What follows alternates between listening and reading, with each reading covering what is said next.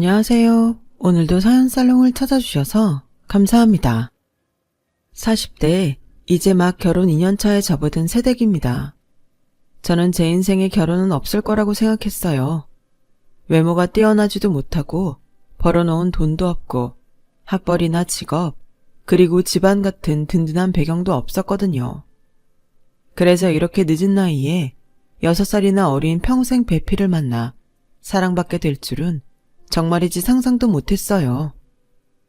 그만큼 제 지난날은 희망이라는 단어조차 가슴에 품는 것이 사치였고 제 마음은 온통 누군가를 향한 원망과 미움으로 가득 차 있었어요.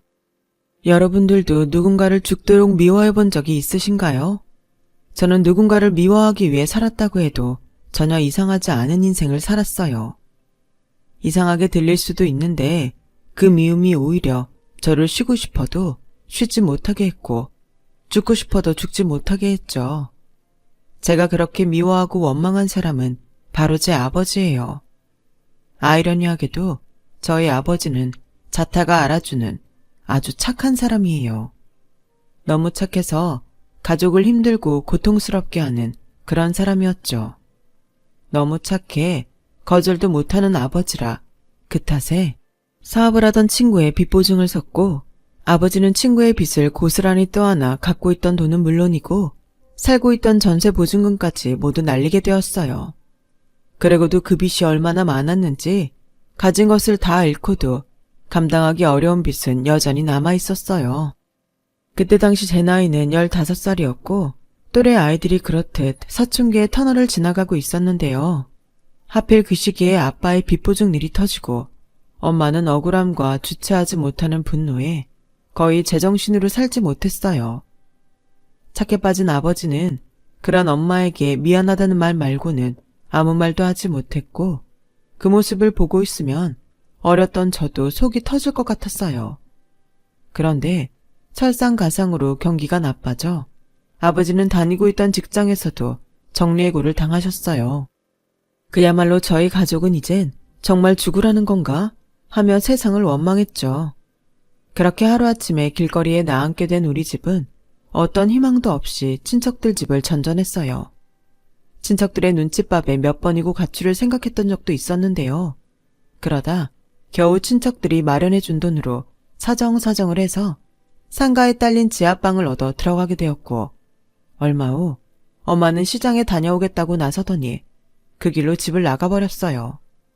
아버지는 바보처럼 엄마가 집을 나간 줄도 모르고 어디서 사고라도 난 것이 아니냐며 전전긍긍했고 그렇게 밤이고 낮이고 파출소와 병원을 찾아다녔는데 나중에 어디서도 엄마의 흔적을 찾지 못하자 아버지는 그제야 엄마가 자기 발로 집을 나갔다는 것을 알았다는 듯 허탈한 얼굴로 깡소주를 마셨는데 이내 저에게도 이렇게 말을 하더군요.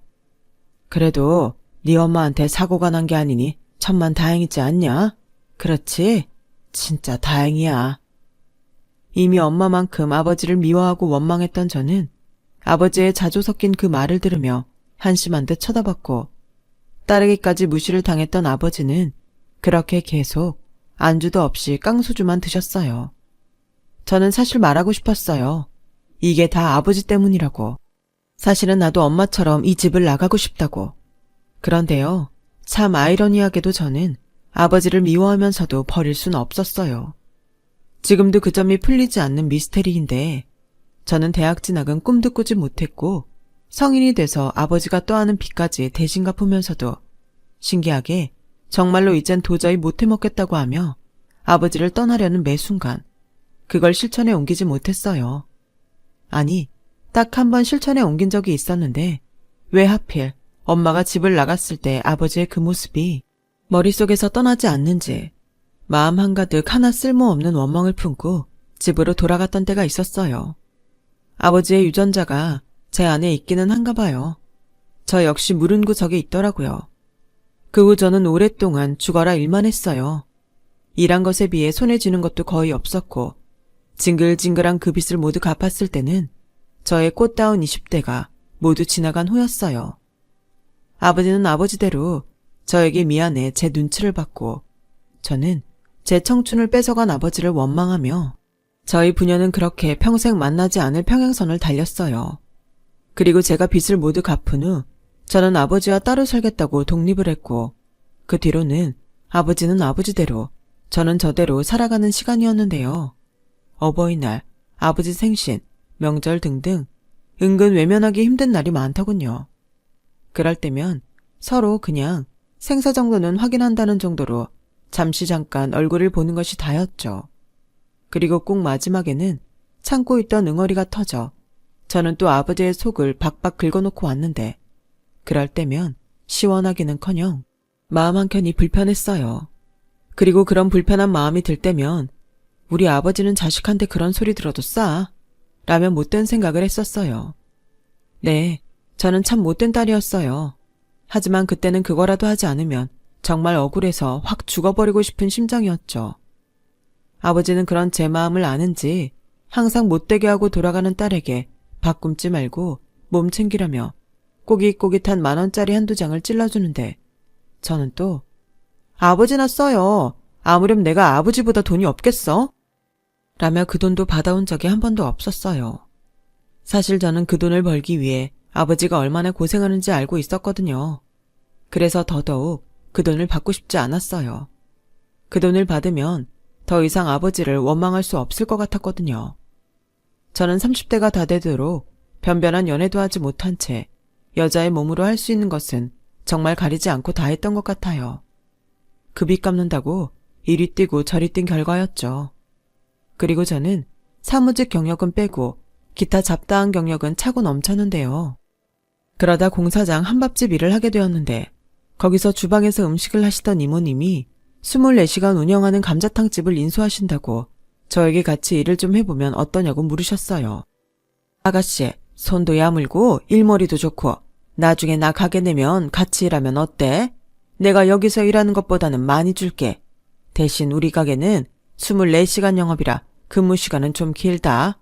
노동법 뭐 이런 거 따지면 곤란하고. 법이라고 혜택 본 것도 없는데 뭘 따지겠어요. 돈만 많이 주시면 열심히 할게요.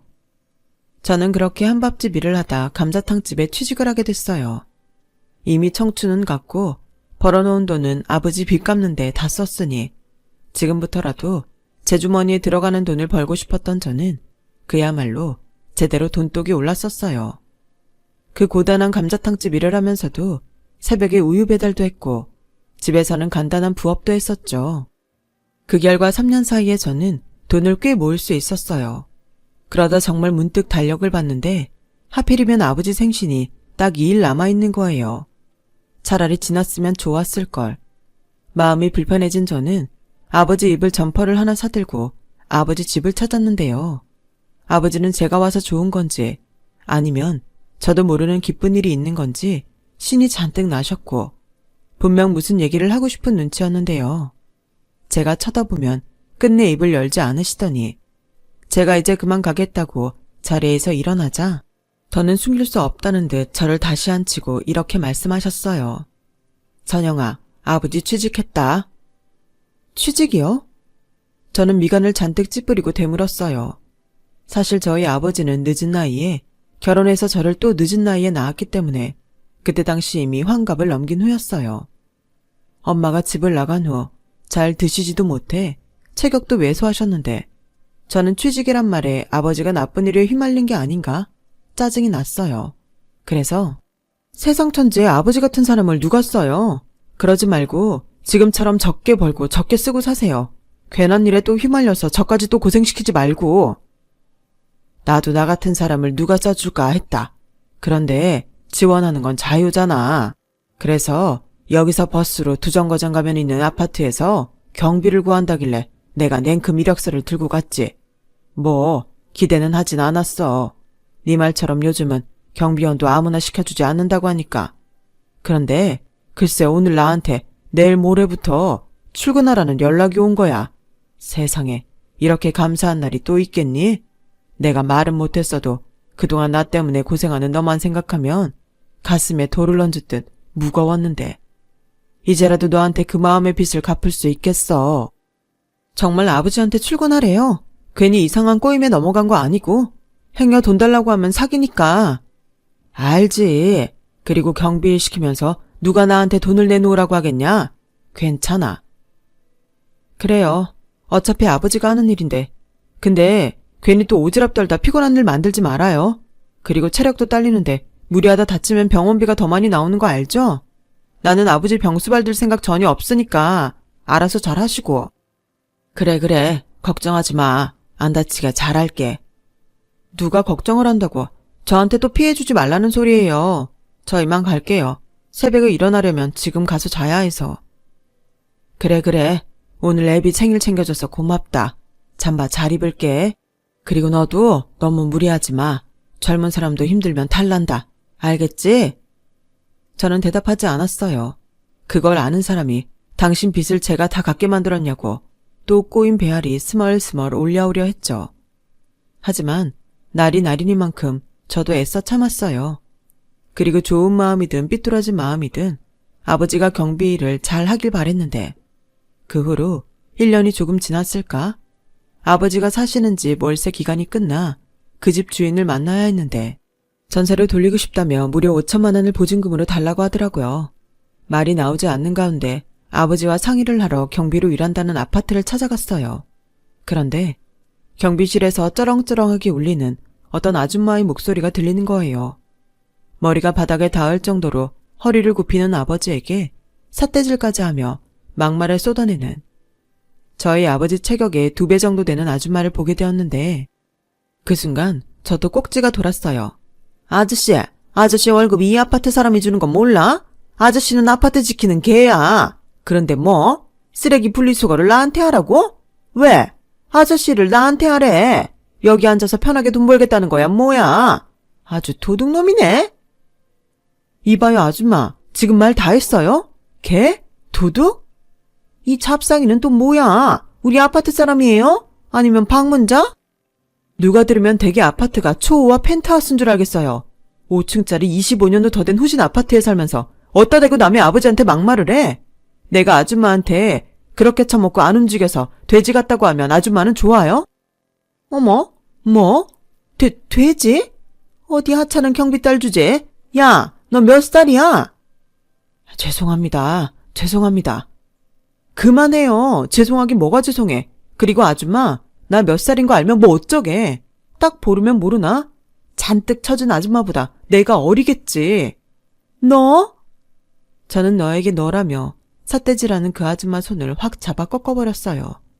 그러자 아줌마는 저를 고소하겠다고 난동을 피웠고 저희 아버지는 저의 일을 눈감아주는 대가로 퇴직금을 합의금으로 주기로 하고 경비 일을 그만두시게 되셨어요. 살다 저 때문에 아버지가 피해를 입는 날이 다오다니 저는 또 바보처럼 손해를 보면서 모든 걸 자기 탓으로 돌리는 아버지한테 또 화가 났어요.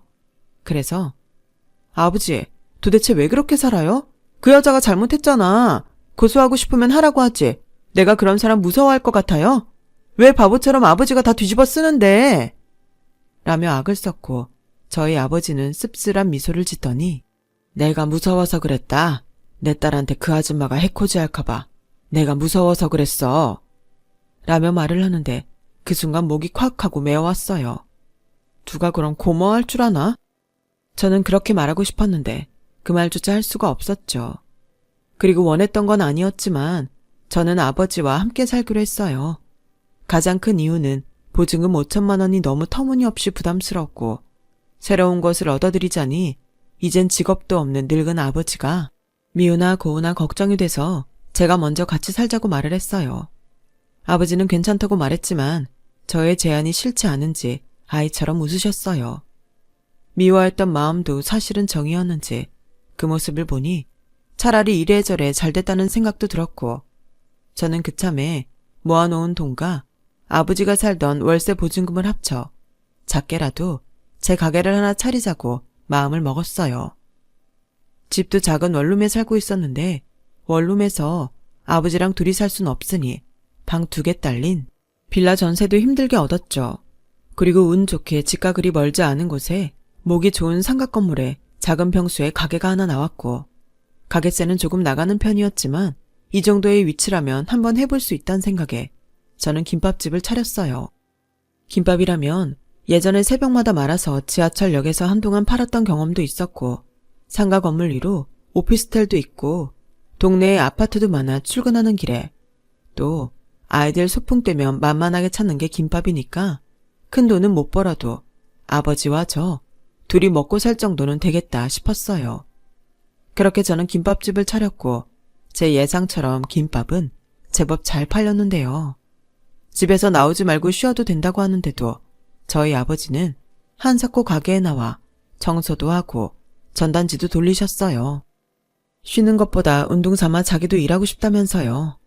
그러던 어느 날부터 상가 건물 경비를 보는 저희 아버지보다 8, 9살은 많아 보이는 할아버지와 가깝게 지내시기 시작하셨고, 당신도 경비 일을 해봐서인지 저희 아버지는 유독 그 경비 일을 하시는 할아버지를 챙기셨어요. 저한테 점심때면 김밥 한 줄 그냥 드리자고 할 정도였죠. 그리고 김밥 한 줄은 어느새 라면 한 그릇, 떡볶이 한 접시로 점점 바라는 것도 많아지시더라고요. 괜히 심술이 났던 저는 그다지 아깝지도 않으면서도 투정을 부리곤 했어요. 아버지, 좋은 일도 한두 번이지 우리는 뭐 땅 파서 장사해? 그 정도는 할 수 있잖아. 저분이 여기 청소도 다 하시고 쓰레기도 다 치우시는데 얼마나 고맙냐? 공짜로 하시는 것도 아니잖아. 같이 산 이후 제법 가까워졌던 탓이었을까요? 전에는 제가 하는 말에 뭐라고 하는 법이 없던 아버지는 이젠 제법 저에게 잔소리도 하셨어요. 이렇듯 제가 철모를 말을 하면 눈치까지 주셨죠. 그런데요, 이상하게도 이게 짜증나면서도 싫지 않은 이상한 기분이 들게 했어요. 아무튼 그렇게 저희 아버지와 가깝게 지내게 되신 경비 할아버님은 이제는 밤이면 저희 아버지와 소주도 한 잔씩 기울이는 사이가 되셨고, 저는 저 나이 드시도록 일을 해야 하는 그분의 처지가 마음이 쓰여 반찬도 만들어드리고 저희 아버지 속옷이나 네일을 살 때 같이 몇 번 사드리기도 했었는데요. 한 번은 추운 날씨에 계속 밖에서 일을 하신 탓인지 감기에 걸리신 거예요. 기침을 심하게 하셨는데 저는 그것이 또 마음에 걸려 약국에서 감기약을 사다 드린 적이 있었어요. 그런데 하필 또 그곳에서 보지 않았으면 좋았을 장면을 보게 되었어요. 저의 성질머리는 그날도 참는 법이 없었네요. 이봐요. 당신 경비면 일 똑바로 해. 왜 항상 우리 가게 앞만 청소를 안 해? 그 코딱지만한 김밥집 앞은 그렇게 쓸고 닦으면서 경비 주제에 차별하는 거야? 무슨 돈으로 월급 받는 줄 알죠? 그리고 목욕 좀 하고 다녀요. 노인네 냄새가 얼마나 지독한 줄 알아요? 이러면 가게 오는 손님들도 다 싫어하지. 할아버지 때문에 손님 끊기면 할아버지가 책임질 거예요? 아, 질 거냐고. 이봐요, 임씨 아줌마. 아줌마 지금 갑질해요? 요즘 세상이 얼마나 무서운데 대낮에 소란을 피워. 이봐요? 너 지금 나한테 하는 소리니? 아줌마도 이분한테 이봐요라고 했잖아. 아줌마는 되고 남은 아줌마한테 이봐요 하면 안 돼? 야, 너 몇 살이야? 어디서 반말을 찍찍하고? 아줌마도 이분한테 반말하길래 난 아줌마가 아메리카 스타일인 줄 알았지. 자기는 한참 어른한테 함부로 하면서 남이 자기한테 그러는 건 싫은가 봐?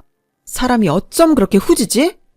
기가 막혀. 코딱지만한 가게 하면서 지금 나한테 덤비는 거야? 이 건물에서 내 미용실이 제일 넓은 거 알지? 여기서 가게세 내가 제일 많이 낸다고. 내가 확 건물 주인한테 문제 제기해봐. 당장 이 할아버지부터 잘릴 텐데. 무섭네. 그러게 여기서 월세는 제일 많이 내면서 그 미용실 파리만 날린다며 조만간 제일 먼저 가게 빼는 거 아니야? 야! 왜? 자, 그만들 하세요. 다 제 잘못입니다. 제가 앞으로 잘할 테니 두 분 진정하세요. 할아버님이 정말 잘못하셨어요. 부당한 건 부당하다 하셔야죠. 저 여자가 그렇게 무서우세요? 당연히 무섭지. 난 여기 세 내는 가게 주인이고 이 할아버지는 내가 내는 돈에서 월급 받는 사람인데, 그리고 나처럼 불만 있는 사람이 없는 것 같아? 2층 세탁소 아저씨도 불만이 많고 1층 빵집 여자도 이 할아버지한테 불만 많아. 왜 나한테만 그래? 나한테 뭐 앙심 있어? 아니, 없어. 그러니까 아줌마 말고도 여기서 갑질하는 사람이 한둘이 아니라는 소리네. 그래서 뭐 다른 사람들도 다 하니까 아줌마도 괜찮다고? 아줌마는 부모도 없어? 이 할아버지 월급에 몇 푼이나 붙은다고 그렇게 유세인데 진짜 꼴 같지 않네. 뭐? 너 말 다 했냐? 아니, 왜? 더 제대로 한번 붙어볼까? 그럼 아예 건물 밖 사람 많은 데서 한번 제대로 붙어보든가. 어이없어 정말. 이건 뭐 완전 또라이잖아. 내가 무서워서가 아니라 더러워서 피한다. 재수가 없으려니까.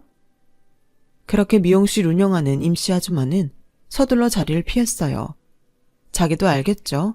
밖에 나가 싸우면 자기가 더 쪽팔리다는 것을요. 하지만 할아버님은 그 일에 충격이 컸는지 그 친한 저희 아버지한테도 말하지 않고 경비 일을 그만두셨어요. 저희 아버지는 그분이 얼마나 속이 상했으면 그랬겠냐며 한동안 자기 일처럼 마음 아파하셨고 저는 또한 오지랖이고 핀잔을 주면서도 저 역시 마음이 좋지 않았어요. 신경도 좀 쓰였고요. 그러던 어느 날 건물주라는 사람에게서 상가 공지사항이 있다며 상가 주인 모두 모여달라는 연락이 왔었어요. 가게 계약할 때도 건물주가 부동산에서 모든 것을 위임해서 얼굴조차 본 적이 없었는데 괜히 무슨 일일까 긴장이 되더라고요. 그렇게 날짜가 다가와 저를 포함한 상가 주인들이 한자리에 모였어요.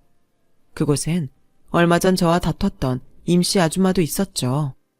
그리고 처음 보는 웬 젊은 남자가 나타나 자기를 건물주라고 소개하는데 딱 봐도 금수저 같더라고요. 누군 좋겠네. 태어날 때부터 로또를 물고 나와서 고생 한번 안 하고 이렇게 큰 건물까지 갖고 있다니. 저는 잘 알지도 못하면서 건물주 남자를 부러워하고 샘을 냈어요. 그런데 그 남자 입에서 뜻밖의 소리가 나왔고 저를 포함한 모두는 눈이 휘둥그레졌는데요. 그 남자의 말은 이랬어요. 다들 아실 거라 생각합니다. 여기서 그동안 경비를 봐주셨던 분이 그만두시겠다고 하셨어요. 심적으로 많이 힘드셨다고. 상처를 꽤 받으신 것 같더군요. 사실 그분이 욕심이 없으셔서 거의 최소임금만 받으셨거든요. 근데 이제 다른 사람을 구해야 하니 비용이 이전보다는 더 들 것 같습니다. 어머, 요즘 경기가 얼마나 나쁜데 이런 식으로 돈을 올리세요? 저는 올린 적 없어요. 관리비에 변동이 생겨 공지하는 거죠. 업체 선정 끝나는 대로 관리비 차입금을 안내하도록 하겠습니다. 그리고 관리비는 지금 임대하신 가게 면적 대비 비례하게 적용될 테니 참고하세요. 뭐예요? 왜 그걸 면적을 따져요? 가게가 더 넓다고 뭐 더 관리해주나? 가게 앞에 청소하잖아요. 그동안 관리비는 다 똑같이 청구했는데 어떤 분께서 자기가 더 많이 내신다고 하셔서 이번 기회에 공평하게 큰 면적은 많이, 작은 면적은 적게 거드려 합니다. 아마 가게가 작으신 분들은 그동안 내셨던 것보다 관리비가 적어지실 거예요. 아니, 그런 소리를 누가 했다고? 이런 역차별이 어딨어요? 대체 그런 막말한 사람이 누구예요? 왜 애매한 사람들한테 피해를 주는지 모르겠네? 참 뻔뻔하기도 하지. 임씨 아줌마는 마치 자기가 아닌 다른 사람이 그런 소리를 했다는 듯 오히려 자기가 상가 주인들에게 어이없다 큰 소리를 냈어요. 그러다 저와 눈이 딱 마주쳤고 자기도 민망한지 헛기침을 하며 시선을 돌리더군요. 그렇게 누군가는 불만을 또 누군가는 미소를 짓고 그 자리는 파했어요. 그런데 그 젊은 남자가 저에게 쓱 다가왔고 혹시 김밥집 사장님이세요? 라고 말을 거는데 저도 한낱 의리다 보니 아, 예, 저 맞는데요. 왜요? 라며 긴장하게 됐고 건물주 남자는 사람들이 다 가고 나면 할 얘기가 있다고 저보고 잠시 남으라고 했어요. 그리고 잔뜩 긴장하고 있는 저에게 건물주 남자는 어디서 났는지 따뜻한 커피까지 저에게 건넸고 저는 두 손으로 그 커피를 받았는데요. 그 뒤에 이어진 그 남자의 말에 하마터면 그 커피를 바닥에 쏟을 뻔했어요. 사실 여기 건물주 저 아닙니다. 저는 그냥 대리인이에요. 아, 네. 건물주분이 엄청 바쁘신가 봐요. 이렇게 다 남한테 일을 맡기시고. 그게요. 경비 보셨던 분 있잖아요. 사실 그분이 건물주세요. 네? 그 할아버님이 건물주시라고요? 네. 워낙 이 건물에 애정이 많으셔서 제가 한사코 반대를 했는데도 여기 경비를 직접 하시겠다고 하셨어요. 남한테 맡기면 다 엉망된다고. 아, 참고로 저는 그분 손자입니다. 평소에 김밥집 사장님이랑 사장님 아버님 얘기 많이 들었어요. 그래서 어떤 분인지 궁금했는데 듣던 대로 미인이시네요. 네? 아니, 제가요? 감사해요. 저희 할아버지 도와주셔서. 사실 저 많이 벼르고 있었거든요. 저 CCTV로 다 봤어요. 그래서 이번 기회로 제가 경비 일 못하게 한 거예요. 그런 갑질을 저희 할아버지가 당하실 이유가 없으니까. 저는 이 남자의 말에 깜짝 놀랄 수밖에 없었어요. CCTV를 봤더니 제가 임시 아줌마한테 덤벼든 것도 다 봤을 테니까요. 저는 순간 창피해서 얼굴이 붉게 달아올랐어요. 그러자 이 남자는 저희 할아버지께서 사장님이랑 사장님 아버님께 근사한 식사 대접해드리라고 신신당부하셨는데 어떻게 저한테 오늘 시간 한번 내주실 수 있을까요? 사실은 저희 할아버지가 아까부터 차에서 기다리고 계세요. 이참에 같이 가자고 하니 상가 사람들 놀란다고 안 가신다고 고집을 피우셔서. 저는 그 말에 정말 얼떨떨했어요.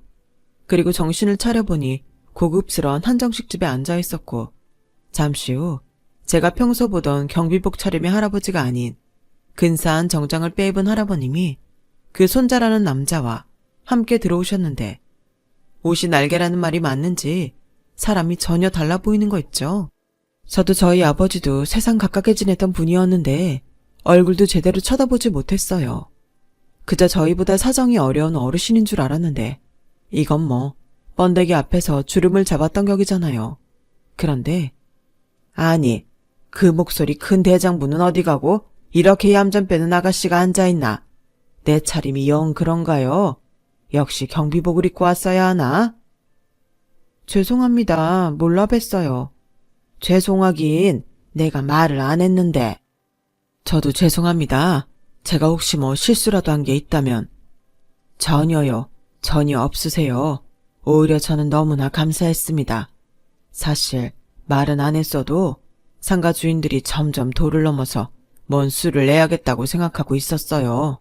저도 사람인데 왜 그런 마음이 안 들었겠어요. 그런데 저 보다 이런 멋진 여자는 처음 봅니다. 아닌 건 아니라는데 따님을 정말 잘 키우셨어요. 네? 아니요. 저는 고생만 시켰는걸요. 저는 부끄러운 애비입니다. 평생 집만 지어주는걸요. 아버지, 알았다. 나도 창피한 거 알아. 그리고 이런 말 미안한데 저분은 다 알아. 내가 벌써 다 말했거든. 아우, 진짜 주책이야. 괜찮아요. 오히려 나는 그래서 처자가 더 마음에 들었다오. 그래서 마음 같아서는 손주며느리 삼고 싶은데. 아니요, 제 나이가 몇인데 그런 소리 하지 마세요. 손주분 화내요. 그런가? 너 화났냐? 아니요, 할아버지가 하도 얘기하셔서 저도 이미 저분이랑 제가 무슨 사이 같네요. 그렇지? 너도 마음에 들지? 더 앞서가신다. 오늘은 그냥 밥만 먹는 자리라고 하셔놓고선. 그래, 알았다. 내가 마음이 급해서 그래. 할애비가 살아봤자 얼마나 사냐. 너한테 혈육이라고는 나 하는데 걱정이 앞서서 그래. 그래도 이건 아닙니다. 할아버지가 장가가는 거 아니잖아요. 그리고 저분 의사도 모르면서. 순간 거기 있는 사람들의 시선이 모두 저에게 쏠렸어요. 어찌나 심장이 쿵쾅쿵쾅 뛰는지 꿈을 꾸는 것 같더라고요. 그리고 그렇게 이상하지만 솔직히 싫지 않은 식사 자리가 몇 번 더 있었어요. 저희 아버지와 할아버님은 형님 아우하는 사이가 되었고 친분이 있어 그런지 저희 아버지는 자기가 상가 경비라도 되는 듯 건물 일이라면 자다가도 깨서 건물에 나가시는데 말리기도 그렇고 가만두기도 참 그렇더라고요. 그러던 어느 날이었어요. 제가 일찍 장을 봐서 가게 문을 여는데 가게 앞에 웬 커다란 꽃바구니가 있더라고요.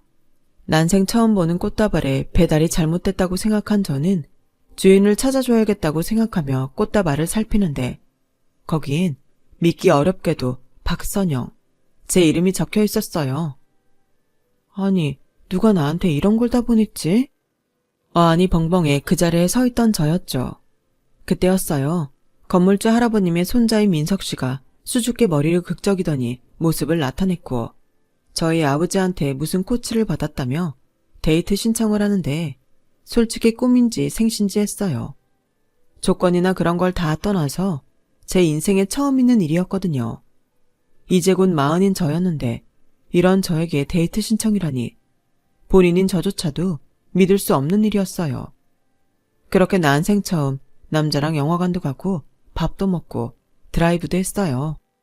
교회의 멋진 카페에서 와인도 마셔봤고요.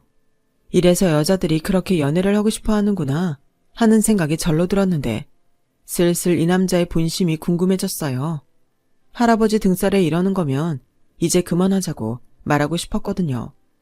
사실 저도 여잔데 마음이 안 흔들린다고 하면 거짓말이죠.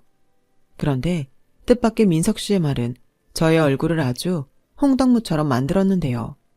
지금도 그 말을 떠올리면 바로 어제 일처럼 심장이 터질 것 같아요. 저 선영 씨보다 나이는 어리지만 그렇다고 철모를 사람은 아닙니다. 좋아하지도 않는 여자를 할아버지가 만나라고 해서 만날 만큼 저 순수하지도 않아요. 처음엔 당연히 저보다 나이도 많고 좀 누나 같아서 무섭다는 생각도 했는데 자꾸 보니까 저희 집 유전자에 뭐가 있는지 저도 선영 씨가 좋아요. 왜요? 저는 돈도 없고 나이도 많은 김밥 파는 사람인데. 그가 모르죠. 자기가 얼마나 예쁘고 멋진 사람인지. 선영 씨 진짜 예뻐요. 아닌 척 큰 소리 내도 착한 거 다 티난다고요. 제가요? 저 하나도 안 착해요. 잘못 보신 건데. 저도 할아버지한테 다 들었어요. 아버님 빚 갚느냐 고생했다고. 그래서 모질게 굴었다고. 근데 왜 그런 아버지랑 같이 살아요? 그야 어쩔 수 없으니까요. 저도 돈 많고 여유 있으면 진작에 따로 살았죠. 아니요. 진짜 싫으면 그거랑 상관없이 따로 살아요. 사람은 절대 싫은 사람하고는 못 살거든요. 잠깐 참을 수는 있지만 기약 없이 그렇게는 못 살아요. 저희 부모님이 그랬어요. 저희 할아버지가 고생을 엄청 하셨거든요. 믿기 어렵겠지만 그 건물 저희 할아버지가 폐지 주워서 올리신 거예요. 부모님은 자기네들 이혼하는데 어린 저까지 형편 어려운 할아버지한테 버리고 저희 아빠는 죽었으면 죽었지 절대 같이 못 산다고 가버리셨어요. 지금은 두 분 다 죽었는지 살았는지도 몰라요. 뭐 알고 싶지도 않고요. 아, 몰랐어요. 그런 사연이 있는 줄은. 전혀 고생이라고는 모르시는 분들 같았는데. 그러니까요. 다 비슷비슷한 사람입니다. 그러니까 괜히 거리 둘지 말고 우리 정식으로 만나요. 저는 취향이 독특한지 여성스러운 타입보다 대장부 타입의 선영씨가 좋네요. 그거 칭찬이에요? 고백입니다. 저는 그렇게 난생 처음 연애를 시작했어요. 이팔 청춘은 아니었지만 첫 연애라 설레고 또 서툴기 짝이 없었지만 민석 씨는 그런 저를 귀엽다며 예뻐해 주었죠. 나이 차이도 잊은 채 그에게 사랑받는 것이 좋았던 저는 그렇게 첫사랑이자 마지막 사랑을 가슴에 품었고 2년 뒤 꿈에서도 바랬던 프로포즈를 받았어요. 그것도 무려 두 사람에게서요. 그 사람은 제가 사랑한 민석 씨였고 민석 씨의 행복을 간절히 바라는 할아버님이셨죠. 그리고 조심스레 저희 아버지도 이젠 진 같은 자기를 벗어나 다른 여자들처럼 평범하게 또 행복하게 살라고 하는데 제 인생에 이런 기회는 다신 없을 것 같았어요. 그래서 염치불구하고 결혼하겠다고 하니 감사하게도 얼마나들 좋아하시는지 제 평생 그렇게 행복했던 적은 없었네요. 그리고 저는 조촐하게 결혼 준비를 해나갔어요. 너무 요란스럽게도 너무 생략하지도 않은 그런 결혼을 원했죠. 그러던 중 저희 아버지가 어디서 돈이 났는지 어느 날 저에게 예쁜 원피스 한 벌을 건네셨어요. 백화점에서나 해줄 법한 포장이었는데 무슨 돈으로 이걸 사왔냐고 또 한껏 나를 세웠더랬죠. 그런데 저희 아버지는 그런 저에게 당신의 통장 하나를 건네면서 눈물을 보이기 시작하셨어요. 나 그놈 찾았다. 너무 늦게 찾아서 우리 딸 고생 다 시켰는데 그래도 포기하지 않고 찾아다녔더니 찾아지더라. 그놈도 사는 꼴이 나랑 별반 다르진 않았어. 남의 눈에 피눈물 흘리게 하더니 지도 다리 뻗고는 못 살았나 보더라. 그래도 이번에는 악착같이 받았다. 우리 딸 크는데 예쁜 옷 한 벌 못 사준 게 한이었거든. 근데 시집갈 때까지 아무것도 해준 게 없으면 그게 애비냐? 네가 나한테 해준 것에 비하면 세 발의 피지만 아빠는 이거 사면서 그렇게 행복할 수가 없었다. 우리 딸 아빠가 사준 새 옷 입고 시집가서 행복하게 잘 살아. 아빠가 고생시켜서 미안하고 착하게 잘 커져서 고맙다. 아빠. 참 오랜만에 불러보는 아빠 소리. 저는 한순간에 어렸던 때로 돌아간 듯 그렇게 울었어요. 내 마음 편하자고 그렇게 아버지를 미워했는데 정작 아버지 속을 몰랐던 거죠. 그동안 저 고생 그만 시킨다고 친구를 찾아다녔다니 그 속이 얼마나 힘드셨을까요? 착하고 여리고 그래서 이용만 당하다 사람들한테 버림받았던 우리 아버지. 지금이라도 저는 그런 아버지를 진심으로 위하고 사랑하려 합니다. 이제 남편이 된 민석 씨도 인품 좋은 저희 아버지를 친아버지처럼 존경하고 따르고 있어요. 다들 알지만 실천하기는 어려운 성실함과 어진 그 마음을 이젠 저도 담고 싶을 정도입니다. 시할아버님까지 성실하기로는 따라올 자가 없으니 이런 우리 집을 어느 누가 따라오겠어요. 저는 여전히 김밥집을 운영하고 있어요. 남편은 원래 하던 사업이 있는데 욕심내지 않고 성실하게 자기 일을 하고 있고요. 결국 손님이 없어 미용실 임시 아줌마가 자기 발로 상가를 떠나고 나서부터는 시할아버님과 저희 아빠 두 분이 상가를 책임지고 계십니다. 사실 그동안 무시하고 멸시했던 경비 할아버지가 사실은 건물주라는 사실에 상가 주인들은 너도 나도 할 것 없이 눈치를 보기 시작했고 알아서 쓰레기만 쓰레기, 주차면 주차, 복도와 계단 청소까지 나서서 하니 예전보다 일 수월하다 못해 할 일이 없을 지경이라고 하세요. 진작에 그렇게 하고들 살지. 저는 요즘처럼만 행복하면 더는 바랄 것이 없어요. 누군가는 저에게 한몫 단단히 잡았다고 뒷말도 하는 것 같은데 물질적인 건 모르겠지만 좋은 사람들을 가족으로 맞이했으니 그 말이 아주 틀린 말은 아닌 것 같아요. 돈이라는 게 살면서 당연히 필요하고 중요한 건 맞지만 사람이 그리고 마음이 더 중요하다는 걸 언젠가 그 사람들도 꼭 배우는 날이 왔으면 합니다. 지금까지 저의 긴 이야기 들어주셔서 감사해요. 늦바람이 무섭다고 제가 제 자랑을 좀 하고 싶었네요. 부디 모든 분들이 저처럼 자랑할 행복이 가득하시길 소망하며 제 글을 마치겠습니다. 행복하시고 건강하세요. 여러분, 사연 댓글에 응원과 현명한 조언 부탁드려요. 좋아요와 구독은 저에게 큰 힘이 됩니다. 오늘도 좋은 일 가득하세요.